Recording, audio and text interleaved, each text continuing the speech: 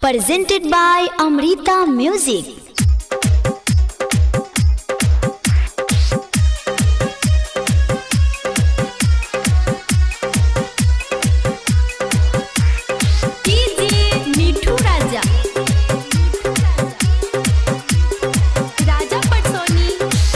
Mangila toika hoi maldi ke loika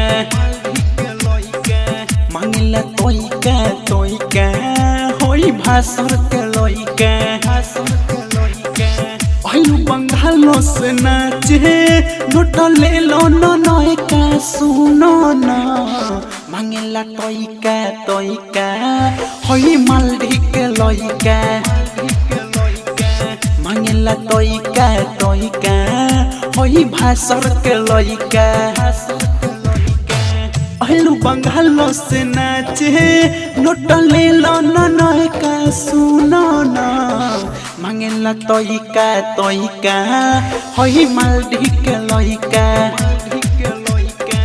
Mangila toika hoi bhasar ke loika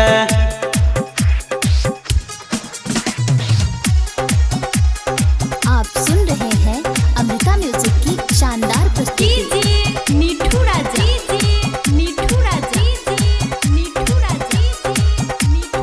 राजा पटसोनी।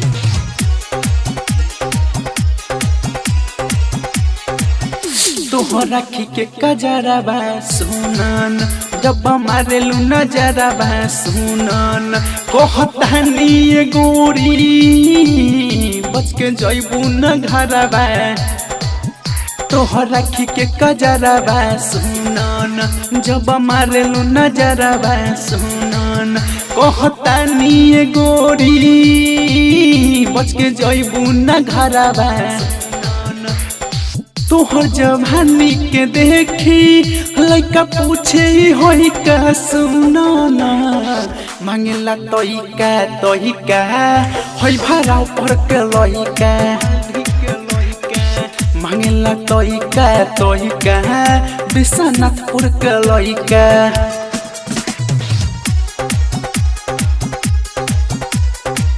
आप सुन रहे हैं अमृता म्यूजिक की शानदार प्रस्तुति। राजा पटसोनी।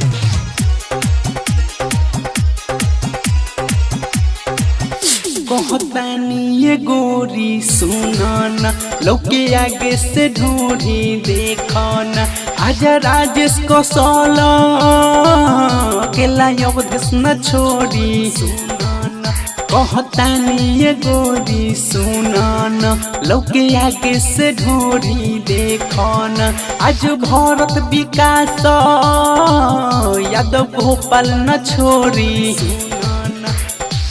हिलावेलू जब कमरिया रमन पूछेला होई का सुनो ना मांगेला तोइका होई मालदी के लइका